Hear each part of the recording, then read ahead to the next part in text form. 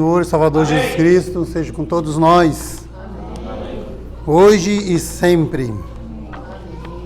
Deus abençoe, né, meus irmãos? Esse é o meu.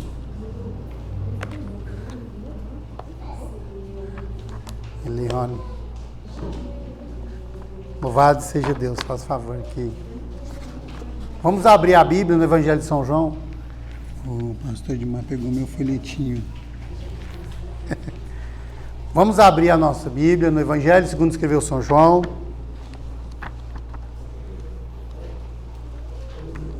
Deus de toda graça, Deus queira abençoar os nossos corações para que a palavra do Senhor ela fique guardada dentro de cada um de nós. Evangelho segundo escreveu São João, capítulo 1. Louvado seja Deus.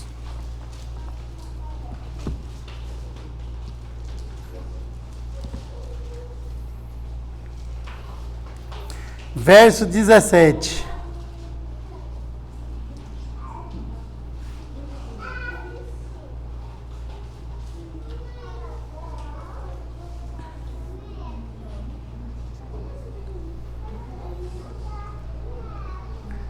São João 1, capítulo 1, Evangelho segundo escreveu São João, verso 17, que diz assim: porque a lei foi dada por Moisés, a graça e a verdade foi feita por Jesus Cristo, ou vieram por Jesus Cristo. Amém? O irmão pode se assentar. Eu quero, de antemão, esboçar aqui para os irmãos essa mensagem. Nós estamos falando sobre os dízimos, sobre os dízimos conforme está escrito na palavra de Deus, como a palavra de Deus ela relata sobre os dízimos. E como é muitos versículos e tem muitos textos que falam sobre o dízimo, então nós fizemos como que uma sequência, de várias terça-feiras para que nós possamos observar sobre o dízimo. E hoje nós vamos falar sobre o dízimo no Novo Testamento. É por isso que eu li essa passagem que fala da lei e fala da graça, os dois, para nós termos uma compreensão. Nós nunca vamos compreender totalmente se não observarmos conforme está escrito na lei e conforme está escrito na graça, porque os dois, tanto o Novo como o Velho Testamento, eles se conciliam para consolidar seja qual for a doutrina que o Senhor Deus ordenou. Na graça, no Novo Testamento, o dízimo ele foi ensinado por Cristo como um dever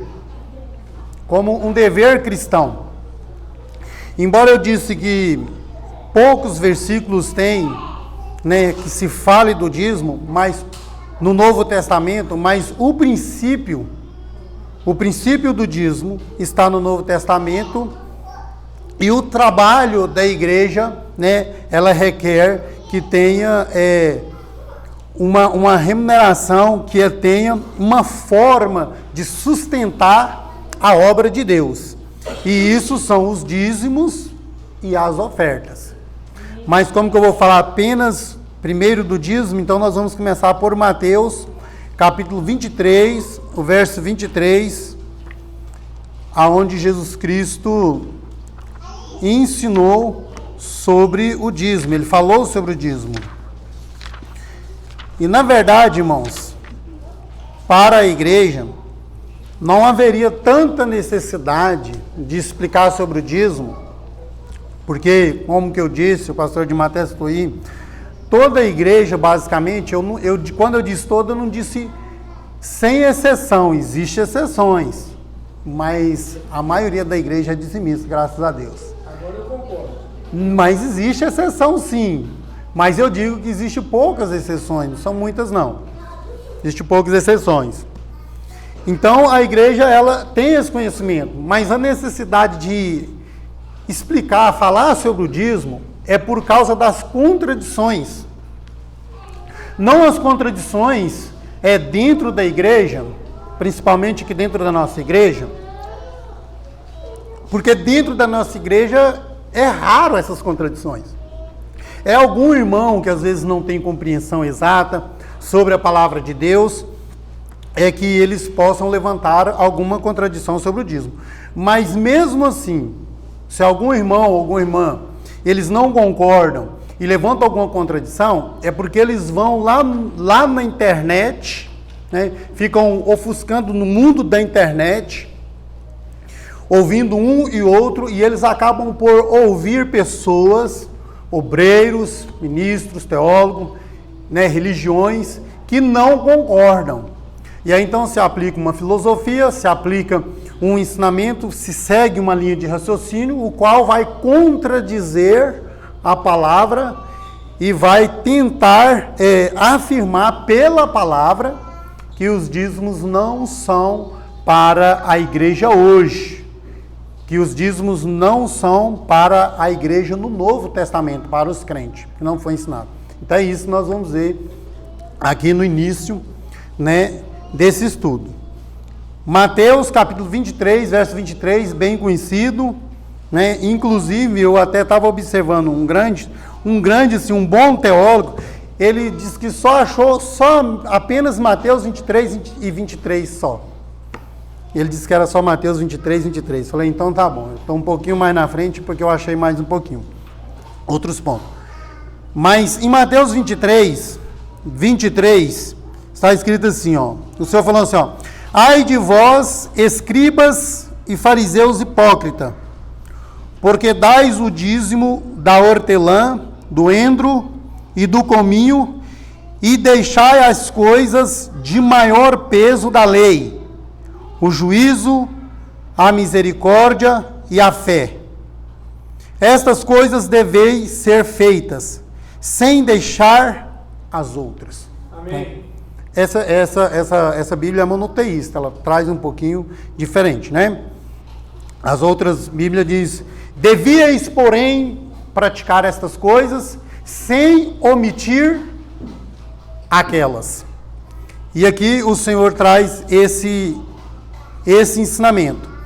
E nós temos também uma repetição do mesmo versículo em Lucas. Vamos observar os dois e colocar os dois unidos. Lucas, no capítulo 11, o verso 42, para a gente ter uma melhor compreensão, né, dos dois escritores falando do mesmo assunto. É o mesmo assunto que os dois escritores, tanto Lucas como Mateus, registraram, né? Ele diz assim, em Lucas 11, 42, mas ai de vós, fariseus, que dizimai a hortelã e a ruda e toda a hortaliça, e pelo juízo e amor de Deus passais longe.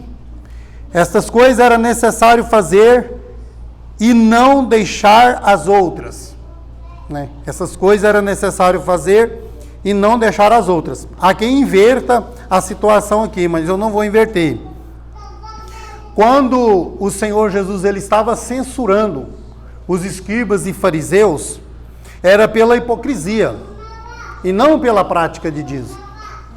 Primeiro o Senhor estava censurando eles por causa disso, porque eles davam importância em praticar os dízimos, em entregar os dízimos, mas eles não estavam dando importância, eles não estavam praticando o mais importante da lei, porque eles dizimavam, né, as coisas pequenas, até das hortaliças, que é o endro, o cominho, são condimentos, né, são temperos, e eles tinham uma precisão para tirar, separar os seus dízimos, mas o que era mais importante, a fé, a misericórdia, o amor, juntando os dois textos, eles não estavam observando, eles estavam deixando passar. Por isso que em outro lugar o Senhor falou assim com eles, né? Vós, escribas e fariseus hipócritas, porque vocês coa um mosquito e engole um camelo. Isso está intrinsecamente ligado a isso aqui, porque eles deixavam de fazer algo da lei que era mais importante, que era para um benefício muito maior, né, e entregava os dízimos. Então, por esse versículo aqui, a gente observa que o Senhor, ele ensinou sobre os dízimos. Ele não proibiu que a prática do dízimo ela continuasse. Ele não proibiu, porque ele deu ênfase em outra tradução que é dever fazer essas coisas. Quando ele disse é dever fazer essas coisas sem mudar a ordem, ele diz que é dever vosso entregar os dízimos, porque é um ensinamento. Então é dever, sem omitir as coisas mais importantes, a misericórdia, o juízo, né, conforme está escrito nessa aqui, e a fé. E juntando no outro o amor, que eles também deixavam de praticar. Eles, de fato, foram censurados pelo Senhor. Então, mas nesse mesmo versículo, muitos usam para dizer que o Senhor estava ensinando, ou ele estava dizendo apenas para os escribas e fariseus, porque o dízimo era da lei. Só porque, quando nós vamos observar na palavra, a gente primeiro, né, no primeiro estudo, nós observamos que o dízimo, ele foi praticado, doutrinado antes da lei, de uma forma oculta, é claro, pela prática, antes da lei. Então, não cabe dizer que o dízimo, ele é uma instituição da lei. O dízimo, ele foi incorporado na lei. Antes da lei, quando o dízimo era praticado, então quando o Senhor ordenou a lei a Moisés, então o Senhor Deus incorporou com ensinamentos para que o povo de Israel pudesse praticar, né, os dízimos dentro da lei, dentro daquela programação que o Senhor Deus fez para sustento da casa de Deus, para sustento dos ministros de Deus, para que haja mantimento na casa do Senhor, conforme Malaquias, e sustento dos pobres. Agora é interessante nós observarmos aqui que se porventura, se por acaso nós aceitássemos, nós concordássemos que o dízimo deveria ser anulado, ou o dízimo foi cumprido, e não é mais um dever para a igreja presente, a igreja do Novo Testamento, porque ele era parte da lei, então a misericórdia, a fé e o juízo também era parte da lei. O Senhor não citou aqui só o dízimo. O Senhor citou o dízimo, o Senhor citou a fé, o Senhor citou a lei e o Senhor citou a misericórdia. E citou também o amor. Então, se o Senhor diz que era dever, era somente deles, por que os outros não eram também? A fé, o juízo e a misericórdia. Então, é uma incoerência muito grande afirmar que o Senhor afirmou que apenas os judeus deveriam praticar os dízimos, que era para os escribas e eram os fariseus, e depois que o Senhor morreu e ressuscitou, que ele implantou a graça, que ele consumou a graça e a fé, aí então os dízimos não eram mais obrigatórios. Então a lei, a misericórdia e o juízo também não era, porque também estão todos juntos da mesma forma. Mas não é bem assim que o Senhor mostrou. Então, de fato, em Mateus 23 e 23, em Lucas 11:42, nós temos o quê?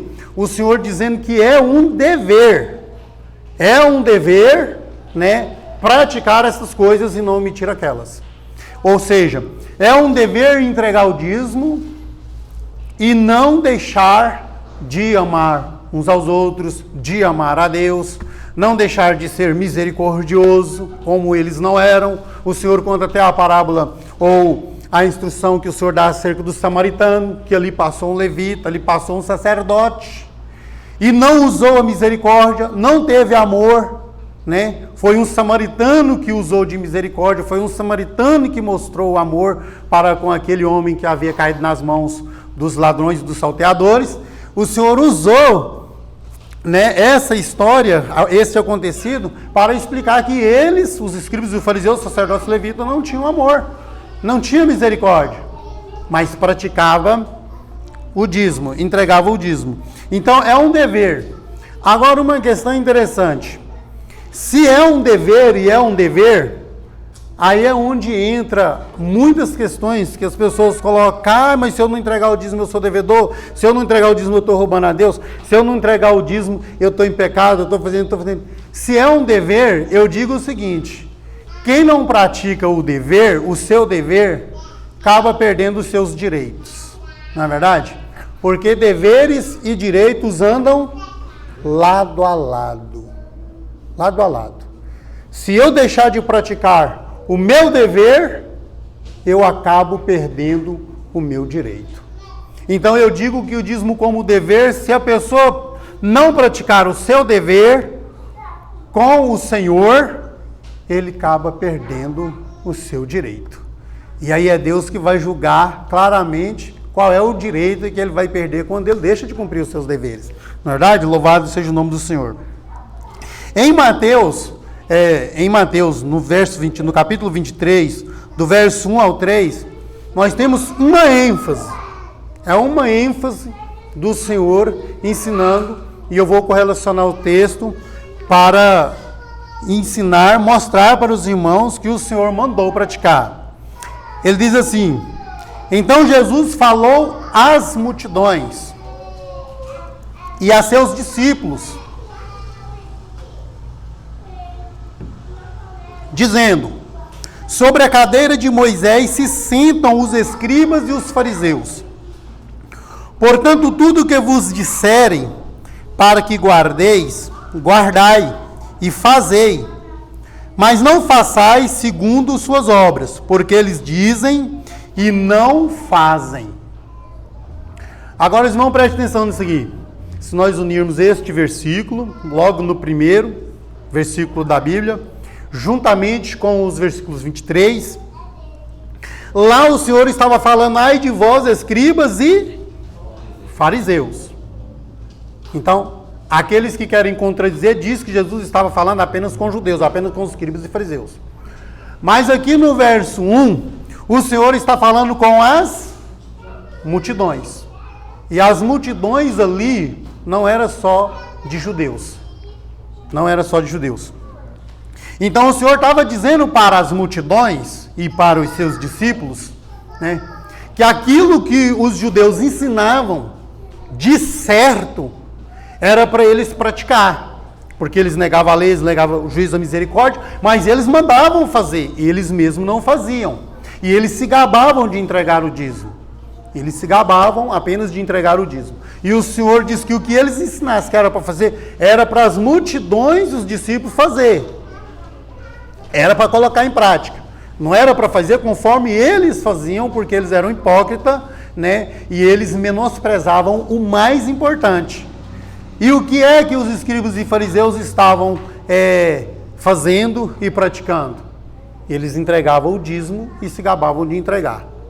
Então, diante desses versículos, diante dessa afirmação do Senhor, então nós podemos concluir que a igreja, ela deve sim continuar na prática do dízimo. Não somente por esse versículo, não somente por outros motivos, por esse motivo, mas por outros também, que nós vamos dar uma olhada aqui mais adiante. Louvado seja Deus. Né? Aqui em Mateus capítulo 5, o verso 20, eu fiz uma observação seguinte: Cristo ordenou fazer com excelência. Aí nós vamos ver porque a repreensão está ligado com Mateus 23 e 23. Eu só peguei juntamente com esse versículo para nós fazer uma observação. Em Mateus capítulo 5, verso 20, Mateus 5, verso 20. O tempo passa rápido, né? O Senhor diz assim, quando ele está pregando o evangelho, né? Ele diz assim, ó: porque eu vos digo que se a vossa justiça não for maior que a dos escribas e dos fariseus, de maneira nenhuma entrareis no reino dos céus. Em outra tradução diz, se a vossa justiça não excederem muito a dos escribas e dos fariseus. O que Jesus estava falando com isso? Que a sua igreja, os seus discípulos, aqueles que quisessem seguir o mestre, tinha que fazer melhor do que os fariseus. Tinham que realizar, tinham que se manifestar, atuar melhor do que os escribas e fariseus, porque os escribas e fariseus foram censurados gravemente pelo Senhor, pela hipocrisia deles. Então nós temos o dever de fazer mais excelente do que os escribas e fariseus, não é verdade? E lá em Lucas, unindo estes dois textos, para a gente compreender, lá em Lucas 18, vamos acompanhando aí, Lucas 18,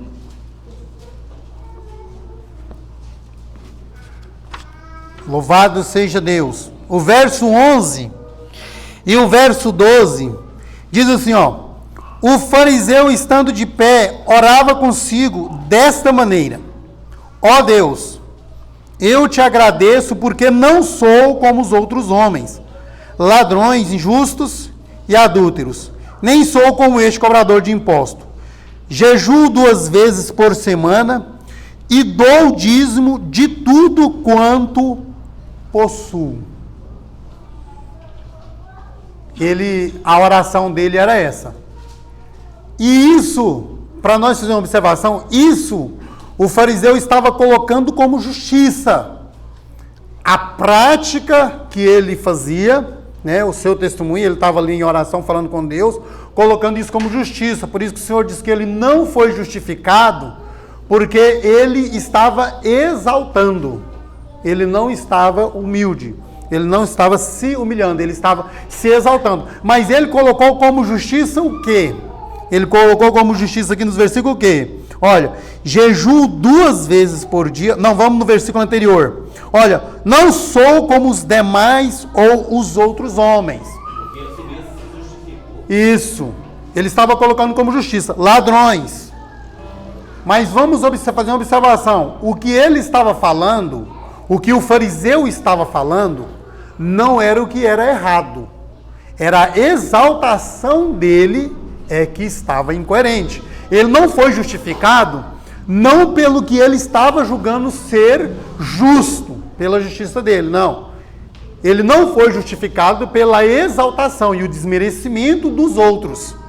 Mas ele disse, olha, não sou como os outros, ladrões, nem ele poderia ser ladrão e nem a igreja também. Você entendeu?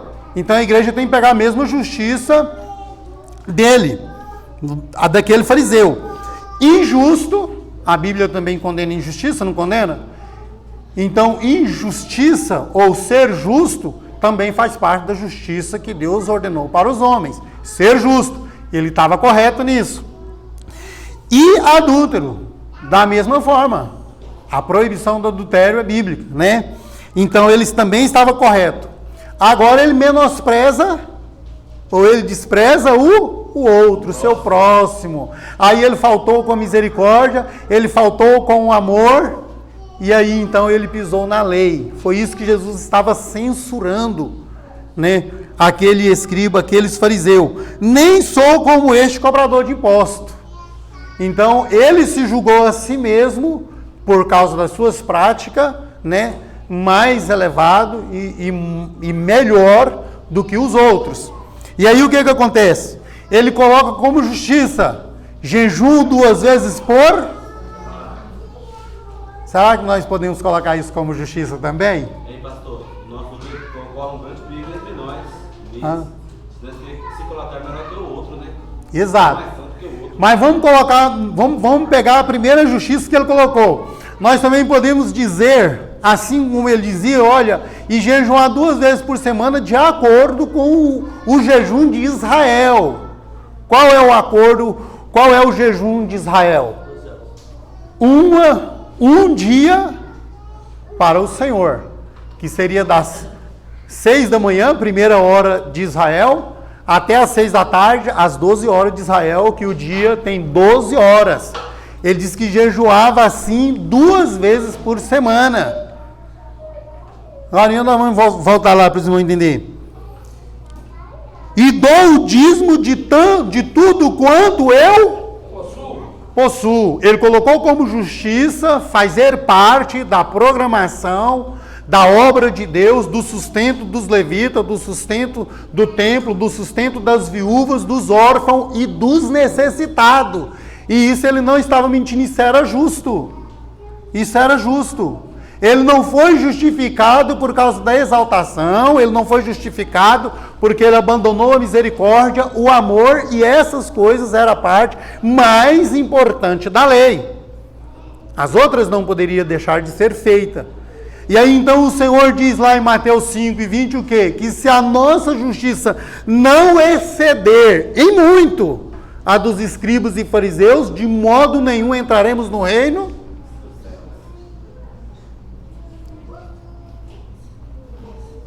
Claro que eu não vou bater, não, vou distribuir a palavra.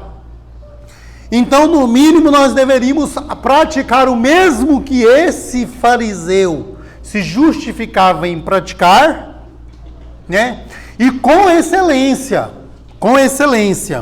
nós devemos, ou seja, não praticar o mesmo que esse fariseu disse que não praticava, né? Ele listou aqui, né? Ladrões, injustos, adúlteros, não sou como esses ladrões, injustos, adúlteros. Nós também não devemos ser, porque é bíblico, é um ensinamento, é um mandamento, né? E praticar, ou seja, consagrar as nossas vidas com sacrifício. Ele colocou aqui um jejum 2 vezes por semana e entregar o dízimo de tudo. Agora, para nós excedermos esse fariseu, os irmãos compreendeu agora? Pegou aí? Como nós vamos exceder esse fariseu? Nós vamos entregar o dízimo de tudo, irmãos. De tudo. Vamos jejuar também. 2 vezes por semana, ou até 3. Mas não vamos bater no nosso peito e dizer que estamos justos e justificados e somos melhor do que o outro que não faz. Melhor do que o outro que não conseguiu executar, que não conseguiu fazer ou entregar o dízimo, ou jejuar, ou seja, qual for, ou que está em algum tipo de pecado. Não vamos dizer que somos maior, que somos melhor, não vamos engrandecer, porque ele não está conseguindo fazer a justiça segundo a palavra de Deus, não estou conseguindo acompanhar os ensinamentos, e eu estou conseguindo, porque isso é hipocrisia. Se eu consigo, igual esse fariseu, se eu consigo jejuar 2 vezes, 3 vezes por semana, se eu consigo entregar os meus dízimos e tudo, e se eu consigo não andar segundo os homens do mundo, as pessoas do mundo, como ele disse, os ladrões, os adultos e tal, eu posso dizer o mesmo que Paulo disse: é a graça de Deus em mim. Não sou eu quem faço, mas a graça de Deus em mim é que me conduz. É pela graça de Deus, juntamente conosco. Então, com relação a esse texto acerca dos dízimos, está muito claro, né, nas escrituras, que o Senhor, ele ensinou sobre o dízimo. Ele ordenou que praticasse não só apenas o dízimo. Eu já disse nos outros estudos, que nós não podemos pegar apenas o tema dízimo e separá-lo de todo o conjunto que o significa, porque senão nós vamos acabar compreendendo que é apenas uma imposição, né, financeira, e apenas isso. E nós vamos esquecer da adoração, nós vamos esquecer do amor fraternal, nós vamos esquecer do auxílio e da manutenção de tudo aquilo que significa o dízimo. Amém? Louvado seja o nome do Senhor. Então vamos observar agora um outro ponto de vista também. Hebreus, capítulo 7, o verso 8. Os dízimos são entregues ao Senhor. E quem não compreender esse ponto que eu vou frisar aqui, vou falar um pouquinho, na verdade terá um pouco de dificuldade mesmo de compreender sobre dízimo na graça. Sobre dízimo agora na igreja. Terá um pouco de dificuldade. Mas se compreender, pegar o panfletinho e compreender, aí então, esse ponto é crucial para essa compreensão. Vamos observar lá Hebreus capítulo 7, verso 8. O tema é o dízimo no Novo Testamento. O dízimo ensinado no Novo Testamento. Louvado seja Deus. Hebreus capítulo 7, verso 8. Vou ler aqui, se os irmãos não achou ou não leu, eu vou observar aqui. Vamos lá. Olha aqui. Está escrito assim, ó. E no primeiro caso, de fato, homens que morrem recebem dízimos. Mas no outro, aquele do qual se dá testemunho de que vive. Vou explicar só esses versículos, vão compreender um pouquinho. Qual é o primeiro caso que ele está afirmando aí? Nessa tradução, nessa Bíblia. Essa versão traz essa colocação. Qual é o primeiro caso que ele está trazendo aí? O primeiro caso é a ordem, é quando o dízimo ele foi incorporado na lei, e aí o Senhor Deus, ele levantou um novo sacerdócio, eu vou dizer assim, um novo sacerdócio, que é o sacerdócio segundo a ordem arônica, de Arão, que são o mesmo sacerdócio segundo a ordem levítica, porque Arão era um levita. Arão era levita. E nós sabemos que somente aquela tribo, ela foi ordenada por Deus, dentro da instituição, lei, para cumprir o papel de sacerdote. Para ministrar dentro do templo, para ministrar as coisas sagradas e para fazer todo o trabalho cabível para os ministros no templo, e segundo a lei. E o Senhor Deus deu os dízimos de toda a nação de Israel. O Senhor ordenou que toda a nação de Israel entregasse o dízimo para os levitas. Ou seja, todas as outras tribos de Israel, as 11 tribos, entregavam os seus dízimos para os levitas, para uma tribo, porque ela não tinha herança no meio do povo de Israel. Isso foi o que nós falamos na terça-feira passada, que está aí na parte que dízimos segundo a lei, né? O Senhor ordenou. Mas antes do sacerdócio arônico, que é o mesmo levita, tinha o sacerdote segundo a ordem de Melquisedeque. Eu vou explicar isso aqui para os irmãos, porque eu vi que surgiu uma dúvida na mente das pessoas sobre isso aí. Então, o que acontece? Aqui, quando ele fala assim, aqui entrega dízimo homens que morrem, é para os levitas. É para a tribo de Levi, que além daquela tribo todinha, além dos homens morrerem, né, a lei também iria acabar. O sacerdócio levítico também iria morrer. Não era só os homens levitas, não era só os homens que morreriam, mas eles também, a lei também, o sacerdócio levítico também iria ter fim, ele ia chegar ao seu fim, né? Aí então ele diz aí no verso 8, aqui no primeiro caso, de fato homens que morrem, recebem dízimo, mas no outro, aquele do qual se dá testemunho de que vive. Qual que é o outro caso? O outro caso é Melquisedeque. Observando, Melquisedeque foi colocado nas escrituras sem genealogia, né? Sem princípio de vida, sem fim de vida, não achou-se genealogia dele, tudo, não teve. Ele foi rei de Jerusalém, antiga Jerusalém, rei e sacerdote. Então, o sacerdócio de Cristo não seria segundo a ordem levítica que ia acabar. Não seria segundo a ordem arônica que ia terminar. Ia ter fim. Então, o sacerdote, o Melquisedeque, ele é um tipo de Cristo. E por isso que diz que ele era sacerdote do Rei Altíssimo. E o seu sacerdócio não teria fim. Por quê? Porque ele era um tipo de Cristo, sem genealogia, sem princípio de vida, né?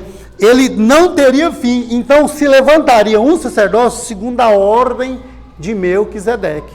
E não segundo a ordem de Levi. Por isso que nesse primeiro caso aqui, ele disse que entregava os dízimos a Levi, e ali daquele que se dá testemunho de que vive. Por quê? Porque hoje os dízimos são entregues a quem?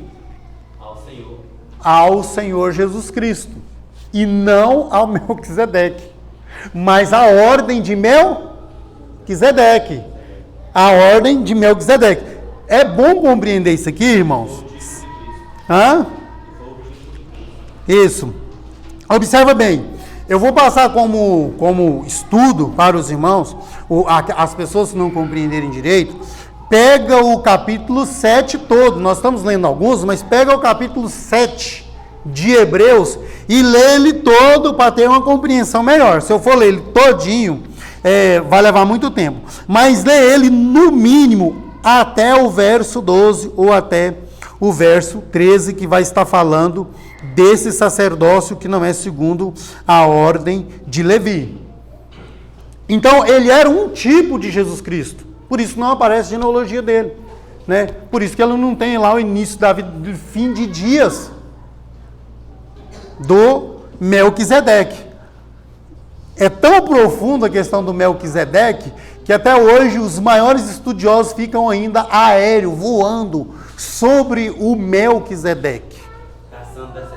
Caçando antecedente dele, fica caçando onde ele foi sepultado, se ele morreu, se ele não morreu, quem era esse Melquisedeque. Há quem diga que ele era Cristo. Eu não digo que ele era Cristo, mas apenas um tipo, porque a Bíblia diz que ele era um tipo, era uma ordem segundo Melquisedeque, não foi registrado, né?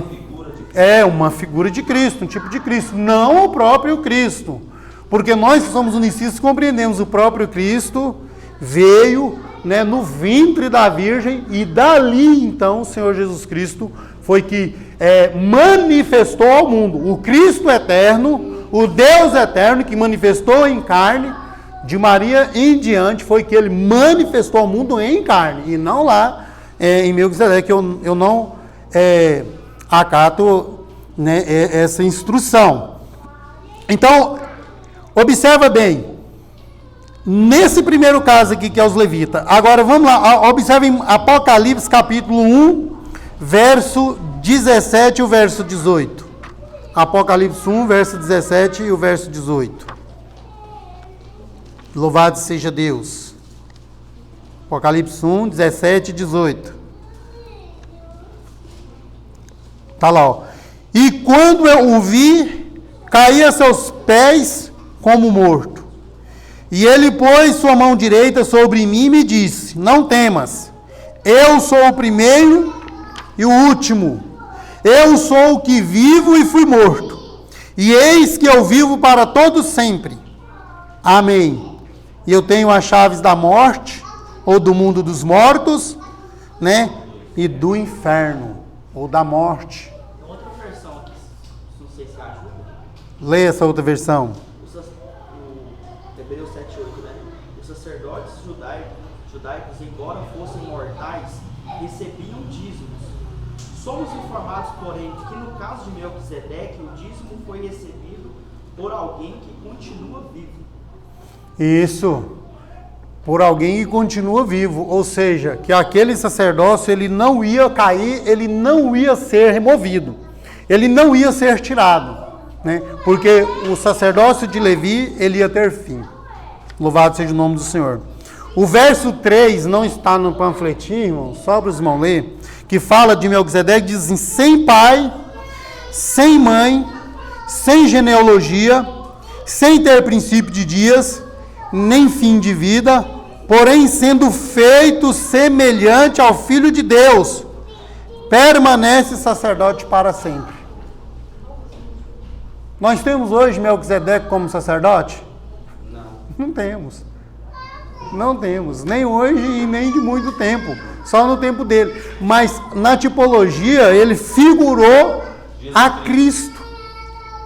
E é por isso que Abraão foi e entregou os dízimos, porque os dízimos não eram instituição da lei. Quando a gente fala foi instituído na lei, não. Foi incorporado na lei, porque era um ensinamento, uma programação de Deus para a sustentabilidade dos ministros do Senhor, os sacerdotes, somos sacerdotes, os levitas, os cantores, a casa de Deus, como nós já vimos, os pobres, as viúvas, para que haja mantimento na casa do Senhor. Ei, pastor, só uma dúvida aqui assim, que eu me lembro. Então o sacerdote real hoje resume em Cristo, né? Isso. A Bíblia diz que nós somos feitos por Deus nação santa e sacerdócio real. Agora observa bem, nós somos sacerdotes de Cristo, segundo a ordem de Melquisedeque. E Cristo, o sumo sacerdote.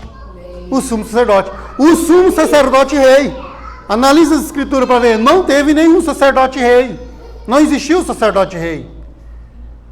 Todos os sacerdotes, eles eram sacerdote ou eles eram sumo sacerdote. Sacerdote rei nenhum. Mas Melquisedeque era rei e sacerdote. Porque ele era um tipo perfeito de Cristo. E hoje Cristo é o sacerdote. Isso. Jesus Cristo é o rei dos reis e o sumo sacerdote. Formando a igreja, ou chamando a igreja para ser sacerdote real. Ou seja, sacerdote do rei. Do rei sumo sacerdote. Amém. Entendeu? Ao passo que na tribo de Levi não tinha isso. Era sumo sacerdote, era sacerdotes levitas, e apenas isso ia findar. Ia findar como findou. Alguém fez uma questão assim, diz assim, ó, pois ao se mudar o sacerdócio, necessariamente também se faz mudança de lei. Quando se joga o dízimo, instituição da lei, aí faz mudança. Faz mudança. Mas quando se sabe que os dízimos não é instituição da lei, então não há mudança. Não há mudança. Porque se houvesse mudança de dízimo, olha só para os irmãos compreenderem o que eu vou dizer aqui, nesse sentido. Se houvesse mudança, então, de Melquisedeque para o sacerdócio levítico, deveria ter a primeira mudança, porque se levantou um sacerdócio segundo a ordem de Levi. Então, os dízimos então deveriam cair ao sair de Abraão, que entregou os dízimos para Melquisedeque, e teria que findar e mudar então para Levi, que agora seria um outro sacerdócio, porque o Senhor trabalhou na lei com os levitas. Então não houve mudança, ou seja, simplesmente os dízimos que eram entregues antes da lei foi incorporado e instruído no período chamado lei. Se acabou-se o período chamado lei, ou a lei envelheceu, o mandamento que é ministério de morte, o Paulo disse, né, aquilo que envelheceu está perto de acabar, tem muitos versículos na Bíblia explicando sobre isso, mas a ordem de Melquisedeque, ela continua eterna, porque o Cristo é eterno, e ele tipificou Jesus Cristo. Amém? Então, hoje aqui se entrega... Hoje aqui se entrega dízimo, vou abrir alas. Hoje aqui se entrega dízimo para Jesus Cristo. E igualzinho o Abraão entregou, igualzinho está aqui. O dízimo de tudo que eu possuo. Não é como uma ordem, às vezes na lei, outra ordem aqui, para, entrega o dízimo disso, entrega o dízimo é daquilo, você vem entrega daquilo, não. É tudo que eu possuo. Ou seja, tudo aquilo que Deus me abençoar generosamente, com fé, com gratidão, eu entrego a Cristo.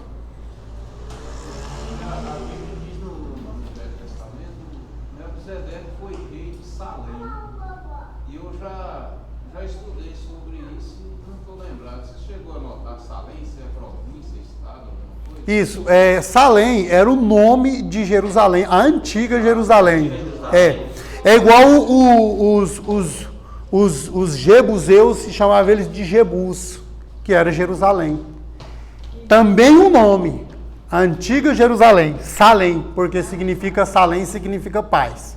Então, a cidade de paz. Né? Eu estava observando isso aí, porque eu fui ofuscar um pouquinho sobre Abraão, e aí alguém foi querer tentar distorcer as coisas e dizer que Deus tem alguma coisa com os brasileiros, que tem o sobrenome, igualzinho o sobrenome do povo de Israel, então Deus tem uma bênção especial, trata com eles de forma diferente por causa do DNA, por causa do sangue judeu.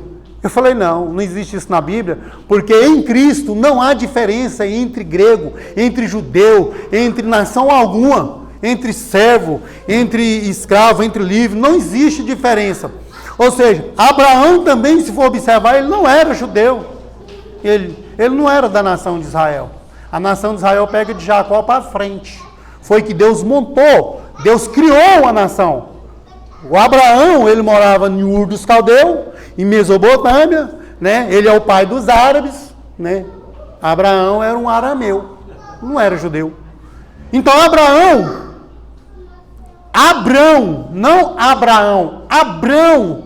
era pagão.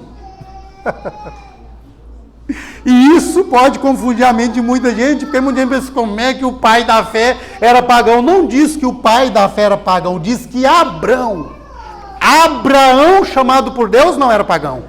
Porque Abraão, chamado por Deus, se tornou um cristão, um servo do Deus Altíssimo. Houve mudança do nome, do chamado, e mudança de vida. Exato, é igual hoje. Hoje, qualquer pessoa, qualquer um nesse mundo que se converter a Cristo, a mudança era pagão, mas agora já não é mais. Amém. Igualzinho a Abraão. Então, de Abraão, o Senhor gerou ou criou uma grande nação, que foi a nação de Israel. Mas Abraão não era israelita. Entendeu? Então, Abraão não era israelita e não existe esse negócio de DNA. Existe o seu e o meu testemunho diante de Deus. As obras que nos acompanham vai testificar quem você é, independente de sangue que você tem, qual é o seu DNA e de que nação você é. Aonde você nasceu, que jeito que você é, ou como que você se comporta, ou como que você se apresenta nessa sociedade, se é rico, se é pobre, se é negro, se é branco, isso não interessa para Deus. O que interessa é o nosso testemunho, a nossa obra diante dele, compatível com a palavra. Então, para a compreensão... Estamos com Cristo ou não? Isso. Então, para a compreensão acerca de dízimo e acerca do sacerdócio, tem que compreender, só foi instituído 2 ordens sacerdotal.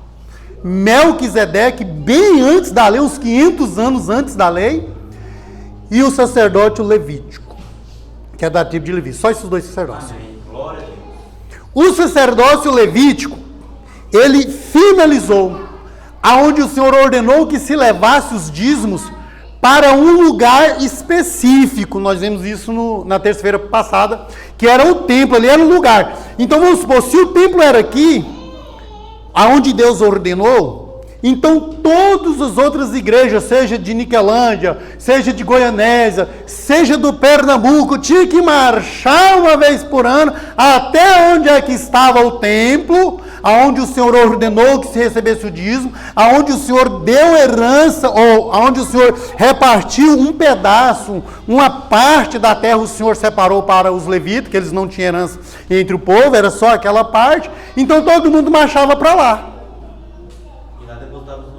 Agora interessante, o templo que o Senhor diz, eu vou colocar o meu nome eternamente nesse templo, esse templo é um tipo de Jesus Cristo. Então está aí o lugar exato onde trazer os dízimos, para o templo. Qual templo? Jesus Cristo, entregado a Jesus Cristo, porque ele disse, vocês vão derrubar esse templo, e eu vou levantar ele em 3 dias. Ou seja, a lei vai findar. Você entendeu? A lei vai acabar aqui. Essa ordem dada por lei, ordenada aqui, e tudo para o templo vai findar porque vocês vão derrubar o templo. E ele estava falando do corpo dele e da morte dele, não era? Mas quando vocês derrubar esse templo e todo mundo tiver que trazer o dízimo para cá, todo mundo tiver que trazer a adoração para cá, todo mundo tiver que trazer suas ofertas para cá, quando vocês derrubar esse templo, ao 3º dia eu vou levantar um novo templo, aonde os homens vão trazer todas as ofertas, todos os dízimos, todas as adorações, agora para o novo templo que se erguerá ao 3º dia, que é Jesus Cristo. Jesus Cristo. Então, quando nós entregamos dízimo hoje, oferta hoje, seja de que forma for, nós entregamos voluntariamente para Jesus Cristo. É uma separação de fé e de vontade, de gratidão, de generosidade, de tudo que você tem no sentimento de fé, de amor, de gratidão pelo que o Senhor fez, você separar o mínimo do seu suor, do seu sangue, do seu esforço, para honrar a Deus com todos os seus bens, conforme está escrito em Provérbios. Amém? Louvado seja Deus. Então, no Salmo 91, verso 14, nós separamos esse versículo para fazer uma observaçãozinha rápida. Está lá o verso. Salmo 91.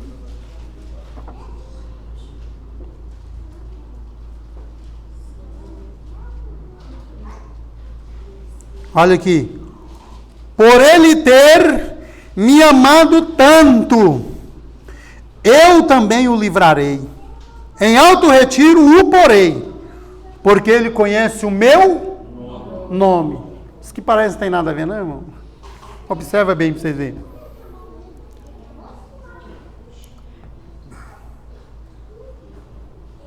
Pastor, quem trabalha, tem seu trabalho sem ser funcionário de ninguém, consegue entregar Todo dízimo? Isso vai depender da boa administração da pessoa e a organização, né? Se ela não perder o controle administrativo e souber. Tem uma loja grande, você vende trem toda hora. Como é que você faz? Tudo tem um controle. Isso é uma questão de administração. Controle administrativo. Tudo tem um controle.